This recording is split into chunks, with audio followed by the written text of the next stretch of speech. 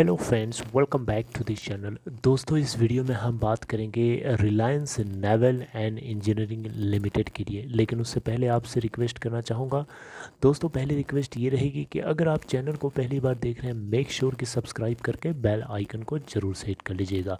उससे आपको वीडियोज़ की नोटिफिकेशन मिलती रहेंगी। Reliance naval and engineering limited का stock price last trading session में आप देख सकते हैं 3.30 के प्राइस के ऊपर ओपन होने के बाद 3.25 का लो बनाया और 3.45 के अपर सर्किट को हिट किया। पिछले 5 दिनों के ट्रेडिंग सिचुएशन को देखेंगे तो जहां एक तरफ मार्केट में क्रैश हमें देखने को मिल रहा है, वहीं दूसरी साइड 4.55% की लगभग तेज़ी हमें देखने को मिल रही है। लास्ट के एक महीने की सिचुएशन को देखें तो यहाँ पे थोड़ा सा आपको गिरा हुआ ज़रूर दिखाई देगा। बहरहाल चलिए, लास्ट ट्रेडिंग सेशन में अगर आप देखें तो 3.30 से ओपन होने के बाद 3.45 के अपर सर्किट को हिट करने के बाद वहीं पे सेटल हुआ 4.55% की अपर सर्किट। अगर हम मार्केट कैप की बात करें तो आप देख सकते हैं 254 करोड़ रुपए। लास्ट ट्रेडिंग सेशन में टोटल वॉल्यूम जनरेट हुआ 8,47,851। अगर हम इसके 52 वीक लो और हाई की बात करें तो लो है 2.55 का और 6.95 का इसका हाई है, 52 वीक हाई।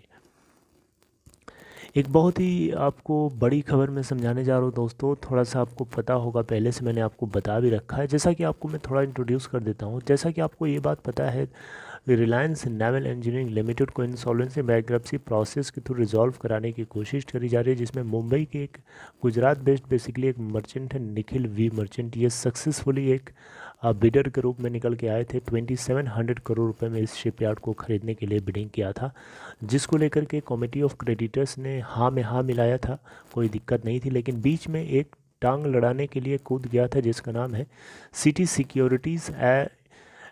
सिटी सिक्योरिटीज़ एक मुंबई बेस्ड ये कंपनी है, ये कूद गई थी बीच में। ये एनसीएलटी के अंदर एप्लीकेशन लगा दिया था, ये बोलते हुए कि जो फाइनेंशियल क्रेडिटर्स हैं Reliance naval and engineering Limited के, उन सारे फाइनेंशियल क्रेडिटर्स में इसका नाम नहीं है, जो कि होना चाहिए, क्योंकि ये भी एक फाइनेंशियल क्रेडिटर के रूप में देखा जाना चाहिए। तो इसको लेकर के नेशनल कंपनी लॉ ट्रिब्यूनल के अंदर सुनवाई करी गई और सुनवाई करने के बाद फैसला ये लिया गया है एनसीएलटी के द्वारा कि जो इंडियन पब्लिक सेक्टर बैंक्स हैं, जो कमेटी ऑफ क्रेडिटर्स हैं, उसमें सिटी सिक्योरिटीज़ को शामिल नहीं किया जाएगा। तो एक तरीके से देखा जाए तो जो इंडियन पब्लिक सेक्टर बैंक्स हैं, इनकी तो बल्ले बल्ले है। यानी कि पूरा का पूरा जो अमाउंट यहाँ पे रिलायंस नेवल इंजीनियरिंग के थ्रू के रिजोल्यूशन से जो मिलेगा, वो पूरा का पूरा जो उसका शेयर होगा वो इन्हीं बैंक्स में बटेगा, ना कि सिटी सिक्योरिटीज़ के रूप में मिलेगा। क्योंकि सिटी सिक्योरिटीज़ की तरफ से जो क्लेम किया गया था वो छोटा मोटा क्लेम नहीं था। 2538 करोड़ रुपये, 2538 करोड़ रुपये का सीधा सीधा क्लेम किया गया था। और ये तो इनको एक फूटी कौड़ी भी नहीं मिलने वाली है, क्योंकि सिटी सिक्योरिटीज़ को एनसीएलटी ने बाहर कर दिया इस पूरे फाइनेंशियल क्रेडिटर्स की लिस्ट में से। अब यहाँ पे बताया जा रहा है कि एनसीएलटी के सामने अभी 2 केसेस इसी तरीके की और हैं। सिटी सिक्योरिटीज़ की तरह 2 लोगों ने और इसमें फ़ाइल किया था, जैसे कि जो इसके फॉर्मर प्रमोटर्स थे रिलायंस नेवल के, जिनके नाम जो गांधी ओदिश इनका सरनेम है।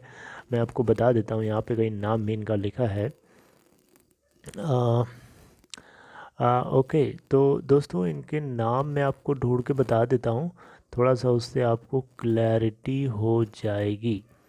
तो यहाँ पे आप देखिएगा दोस्तों, तो ये जो इस रिलायंस नेवल के जो पहले के जो फॉर्मर प्रमोटर्स थे, जिनके अर्स्ट वाइल प्रमोटर, जिनका नाम है निखिल गांधी एंड भवेश गांधी, इन दोनों लोगों ने भी सिटी सिक्योरिटीज़ की तरह से ही एनसीएलटी के अंदर एप्लीकेशन लगाया था। और इस केस को अभी एनसीएलटी ने सुना नहीं है, इसको 7 मार्च को सुना जाएगा और 7 मार्च को यहाँ पे होपफुली सेम तरीके से आंसर आपको सुनने को मिल सकता है एनसीएलटी के द्वारा। क्योंकि एनसीएलटी का सीधा सीधा बोलना है कि एक बैकडोर एंट्री करी गई है, ताकि फाइनेंशियल क्रेडिटर्स की लिस्ट में नाम करा करके जो है इस रिजॉल्व अमाउंट में शेयर लिया जा सके, जो कि डेफिनेटली यहाँ पे इनवैलिड बता दिया गया है। Right. So I hope you are getting my point. 2700 crore रुपए की टोटल इंडस्ट्रियलिस्ट निखिल वी मर्चेंट ने बिड करी हुई थी, और इसको लेकर के थोड़ा सा अभी भी टाइम लग सकता है रिजोल्यूशन के लिए। और यहाँ पे सबसे अच्छी बात यह है कि रिलायंस नेवल के लिए जो तेज़ी आपको देखने को मिल रही है वहाँ पे इसलिए है क्योंकि इस पूरे आर्टिकल में एक चीज़ क्लियर करी गई है कि यहाँ पे NCLT जो है रिलायंस नेवल को किसी भी तरीके से लिक्विडेट नहीं होने दिए जाने की बात लिखी गई है। यहाँ पे देखिए मैं पढ़ के सुनाता हूँ। The lenders are hoping to put the winning bid to formal vote at the earliest and prevent liquidation of the shipyard and its assets। यानी रिलायंस नेवल के एसेट्स को और ख़ुद इस कंपनी को लिक्विडेट होने से रोकने के लिए जो लेंडर्स हैं वो कोशिश कर रहे हैं कि जल्दी से जल्दी इसका रेजोल्यूशन कराया जा सके। और आपको बताना चाहूँगा इस कंपनी के जो टॉप लेंडर्स हैं, टॉप 10 लेंडर्स में से जो नाम है SBI का है, स्टेट बैंक ऑफ इंडिया, जिसका एक्सपोजर है इस कंपनी में 1965 करोड़ का। यूनियन बैंक ऑफ इंडिया का एक्सपोजर है 1555 करोड़ का, और इस तरीके से और भी इसमें बैंक्स शामिल हैं। बाकी सभी का नाम यहाँ पे लिखा भी नहीं है और मैं लेना भी नहीं चाहूँगा, टाइम वेस्ट होगा। तो जो मेन मुद्दे की बात थी वो मैंने आपको समझाने की कोशिश करी। आई होप अब आपको ये वाली हेडिंग समझ में आ जाएगी। ये वाली पढ़ के सुना देता हूँ। देखिए, NCLT disqualifies city securities as financial creditor of Reliance naval. क्यों किया? क्योंकि NCLT का मानना है कि सिटी सिक्योरिटीज़ से एक बैकडोर एंट्री से घुसने की कोशिश कर रहा था फाइनेंशियल क्रेडिटर्स की लिस्ट में, ताकि रिलायंस नेवल के रेजोल्यूशन प्रोसेस से मिलने वाला जो शेयर है वो इंडियन पब्लिक सेक्टर बैंक्स में तो बटेगा ही, लेकिन उसमें ये भी हिस्सा लेना चाह रहा था, लेकिन इसको मिलने से रहा क्योंकि ये इनवैलिड बता दिया गया, इनवैलिड घोषित कर दिया गया NCLT के द्वारा।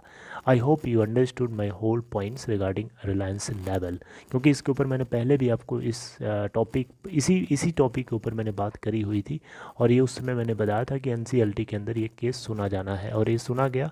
और 7 मार्च को इसी तरीके का एक और केस सुना जाएगा। वरुण गांधी और कोई और गांधी थे, इन लोगों ने भी सिटी सिक्योरिटीज़ की तरह ही बैकडोर एंट्री करने की कोशिश करी है। एंड जो कुछ होगा आगे मैं आपसे ज़रूर डिस्कस करूँगा। Till then take care, see you next time.